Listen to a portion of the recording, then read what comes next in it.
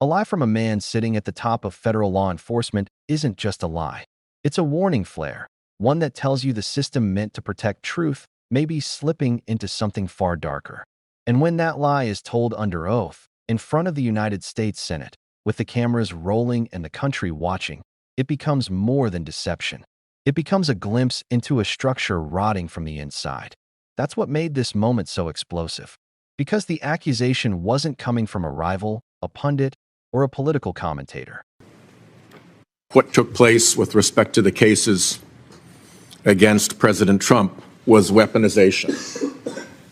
I know that's the Republican theory of the case, but the other reason why the FBI and the Department of Justice would investigate Trump for crimes is because Trump was doing crimes. And there was adequate predication to pursue investigation of those crimes.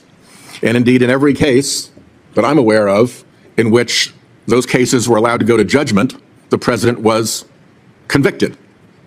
So we can't allow the weaponization narrative to just remove the notion that the guy was investigated and prosecuted for crimes because he did the crimes. Once you start with the notion that Trump is not a criminal but a victim, you then have to invent the conspiracy that victimized him.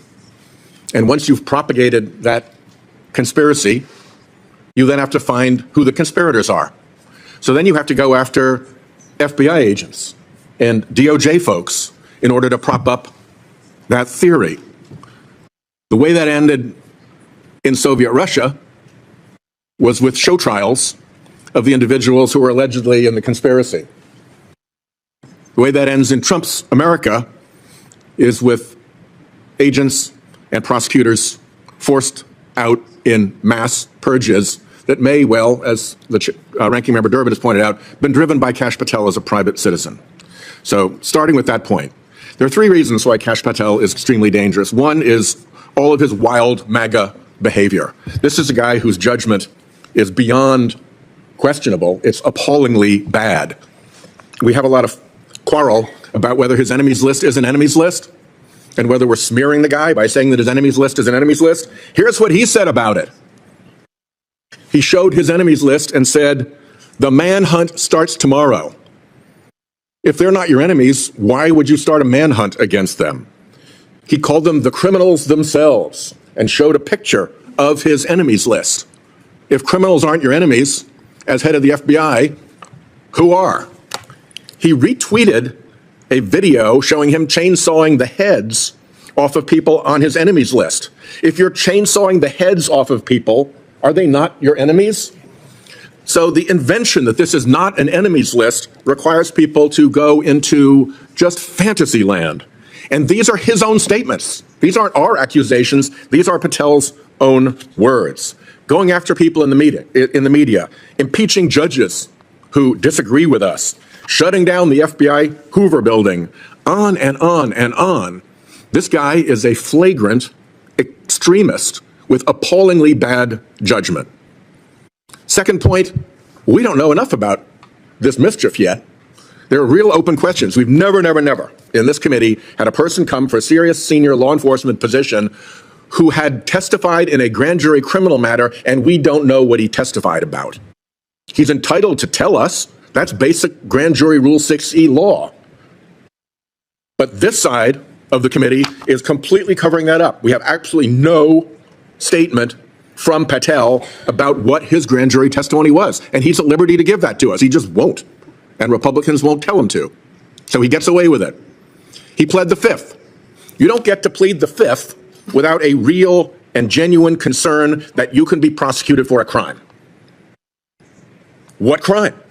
We're entitled to know. We've never had somebody come through this committee for a high senior law enforcement position who had pled the fifth.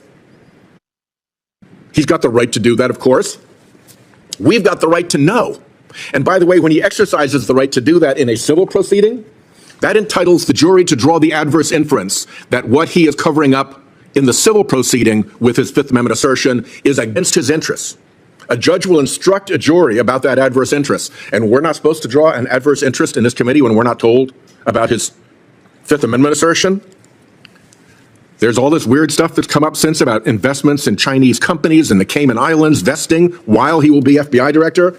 If the guy is supposed to be investigating Chinese intrusion into our intelligence faculties, if we're trying to investigate Chinese fentanyl trafficking into our country, why do we want an FBI director who is somewhere between $1 and $5 million into a Chinese company through a Cayman Islands shell? And then there are the Russia connections. I'll get to those at the end. We don't have to, where everybody's fond of saying these are Democratic smears. Actually, go to the Trump appointees who worked with this guy. What are they warning us? They're warning us, Trump National Security Advisor John Bolton. I didn't think he was qualified. I was forced to hire him. That's some recommendation from a colleague. His deputy, Charles Kupperman. Patel's ideas are ludicrous. He's absolutely unqualified for this job, untrustworthy, an absolute disgrace to even consider an individual of this nature. Definitely you want that on your resume by way of a recommendation from a former supervisor. Attorney General Barr said Patel has virtually no experience that would qualify him to be the deputy director of the FBI, and now he's back as the director of the FBI. And Trump's CIA director, Gina Haspel, threatened to resign rather than allow this guy into her office as her deputy. And if you go beyond the Trump appointees who are warning us about this guy, you can go to the last time he testified in court, which was in Colorado, and here's what the court found about him. That Patel was not a credible witness, that his testimony was illogical, and it was completely devoid of any evidence in the record. Okay, I've been an attorney general, and I've been a United States attorney, and I've put state police troopers on the stand, and I've put FBI agents on the stand. If at the end of a case, a judge made findings like this about a law enforcement witness that I put on the stand, there would be follow-up. I would want an explanation of why this witness was so incredible that findings like that were made by the judge. It would be a significant issue with respect to that witness's continued performance in office. And here's a guy who's been found to be completely incredible by a judge in his testimony, and we're acting as if that's nothing. That's not Democrats. That's a judge in Colorado. So the last thing I'll say is I think we need to begin to prepare ourselves for Trump-Russia 2.0. The Trump-Russia thing was, I'm not going to go back all over it, fully ventilated in the Senate Bipartisan Intelligence Report, in the Mueller report. Trump-Russia was a thing. We stopped talking about it, but Trump kept talking about it, saying it was a hoax. Trump-Russia hoax, Trump-Russia hoax. No, it was not a hoax. It was real. It was there. There's a record. Part of it was bipartisan work. Some of it was done in the House. There was an abundance of evidence about the Trump-Russia connection. And now what are we seeing? We're seeing Patel coming in, who says he wants to wreck the FBI's what he called intel shop, which is the part of the FBI that looks at Russia and does counterintelligence work against Russia.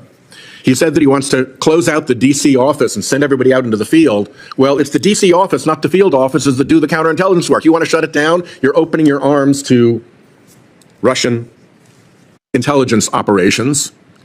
You go just across to the Attorney General's office, and there's Attorney General Bondi. What's the first thing she does when she gets in? Closes all the kleptocrature and kleptocracy investigation offices of the Department of Justice. Gee, who are they pursuing? Putin and his oligarchs. You shut down the group that has successfully grabbed assets off Putin's crooked oligarchs. It came from a senator known for doing his homework, known for following the breadcrumbs others ignore, and known for exposing patterns that the powerful desperately want buried. And when he said that the FBI director built an entire web of falsehoods to shield himself and his allies from accountability, it chilled everyone in the room. What happened wasn't a misunderstanding. It wasn't a legal technicality. It was the first thread of a much larger unraveling, one that revealed how easily truth can be bent, reshaped, or simply crushed when the stakes rise high enough. And once that thread was pulled, everything connected to it began to come apart in full view.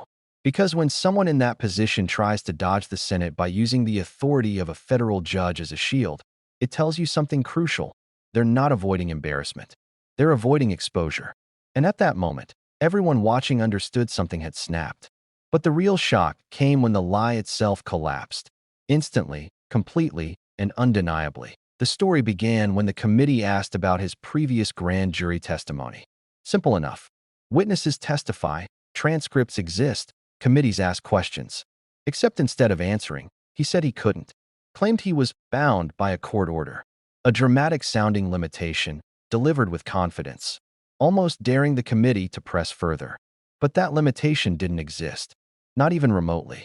Under the rules governing grand jury secrecy, a witness is always allowed to share what they said behind those doors. And the judge he referenced confirmed exactly that. In plain language, no barriers existed, no gag order, no restriction. What he offered wasn't an interpretation, it was fiction. But the moment the lie was exposed, something even more disturbing surfaced. When questioned again months later, he didn't correct the record. He didn't offer clarity. Instead, he shifted his story completely, claimed the transcript of his testimony had already been released. But again, there was no transcript. None had ever surfaced publicly. None had been authorized. None had been disclosed to the committee. To claim otherwise wasn't confusion. It was evasion, a deliberate act designed to stall oversight long enough for the damage to settle into the system unnoticed. That's when the realization hit. This wasn't a single misstatement. This was a pattern of bending legal rules, bending procedural norms, and bending institutional expectations, all designed to shield himself from accountability. And once that pattern was visible, the next pieces snapped into place. Pieces that had always been disturbing, but now felt like part of something coordinated. Something much bigger, because if the lies were alarming, the behavior that followed was terrifying. This is a man who publicly displayed what he called an enemies list, held it up as if it were a trophy, and declared, "The manhunt starts tomorrow." No metaphor, no joke, no context that softened it.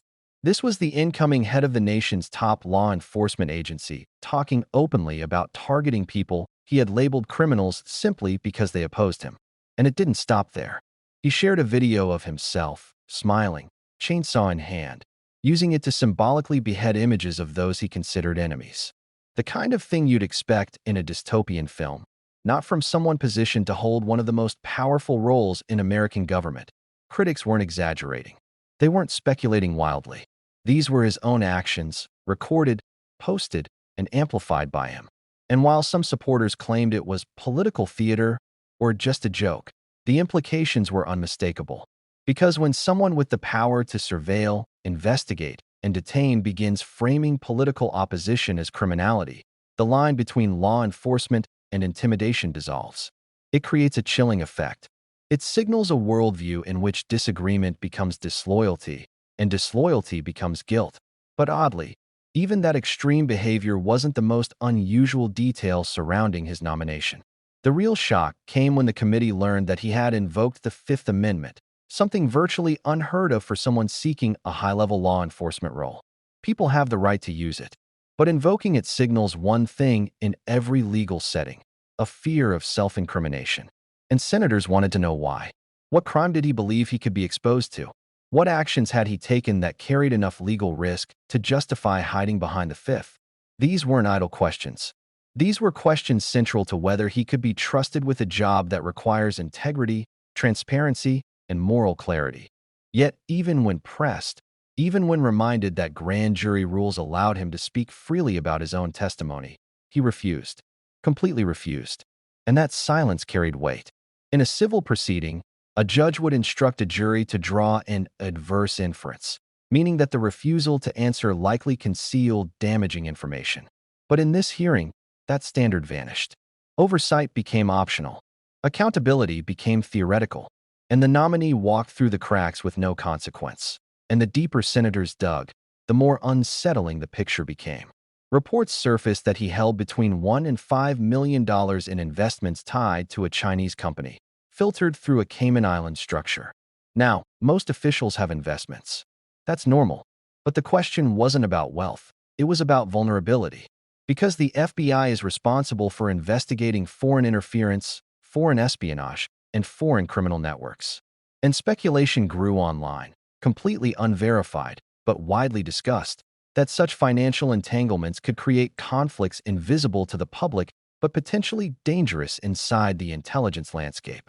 Whether those rumors hold truth or not, the fact that they existed at all raised concerns the committee could not ignore. But even those concerns were overshadowed by something more embarrassing for the nominee. The harshest critiques didn't come from political rivals. They came from people who had once worked directly with him, people who shared advisors, corridors, and classified briefings, people who should have been his strongest defenders. Instead, one after another, they warned against him that a former national security advisor said plainly he never believed the nominee was qualified, but had been pressured into hiring him. A deputy described his ideas as ludicrous and called him untrustworthy. A former attorney general said he had virtually zero experience relevant to the position he now sought. And a former CIA director, someone known for calm discipline, threatened to resign if he were placed inside her agency. These were not partisan attacks. These were first-hand assessments from people who had nothing to gain by speaking out, except the hope of preventing a disaster. Then came one of the most devastating revelations. In a Colorado courtroom, a judge had ruled that his testimony was not credible, not partially flawed, not inconsistent. The judge said it was utterly devoid of evidence and logically unsound. In law enforcement, credibility is everything. If a witness is deemed unreliable, cases collapse. Investigations stall. Public trust evaporates. And yet here was someone seeking to lead an institution that relies on credibility more than any other. But while all of this raised red flags, it was the final warning that took the hearing from troubling to historically consequential. Because according to the senator, the nominee planned to dismantle the FBI's counterintelligence branch, the very unit responsible for identifying and disrupting foreign interference inside the United States. You don't need classified briefings to understand the danger of weakening that arm of government. It guards against threats that don't announce themselves, threats that don't use armies or uniforms, threats that slip through the cracks when oversight weakens. Closing those operations would remove the primary defense against foreign infiltration. It would blind the government at the exact moment global tensions are shifting. And paired with recent decisions by the Attorney General to shut down entire investigative offices targeting oligarchs, there was a chilling pattern. Essential defenses against foreign influence were quietly being dismantled. Not debated, not restructured, eliminated. The senator's message was clear. This wasn't about one nomination. It wasn't about one lie. It was about a series of actions that, taken together, signaled a dramatic weakening of America's ability to police corruption, resist foreign interference, and uphold the rule of law. He warned that ignoring these patterns would allow them to grow unchecked. And he pointed out something many overlooked. The erosion of truth rarely begins with dramatic collapses. It begins with small compromises, small distortions, small lies. And if those lies go unchallenged, the system begins to corrode from within. What made his warning so powerful wasn't the volume. It was the precision. He laid out each contradiction, each falsehood, each red flag, each institutional failure, and tied them together into a picture the country could no longer ignore. Because if someone at the highest levels of law enforcement can mislead Congress, refuse accountability, hide testimony, invoke the Fifth, spread extremist rhetoric, and still move forward without consequence, then the boundary between power and truth isn't just blurred. It's erased, and that's the real danger. Not the man himself, but what his rise represents. A system where oversight becomes symbolic. A system where truth becomes negotiable. A system where those sworn to uphold the law believe they are free from it. And once that belief takes hold, democracy doesn't fall suddenly. It decays silently, from the inside out. That if you believe these warnings matter, if you believe truth still matters, if you want to keep these stories alive, visible, and impossible to ignore, make sure you subscribe, hit the like button, and share this video so more people can see what's happening behind the scenes. Your voice keeps these conversations alive. Your support keeps the spotlight where it belongs. And together, we can make sure the truth doesn't disappear in the shadows.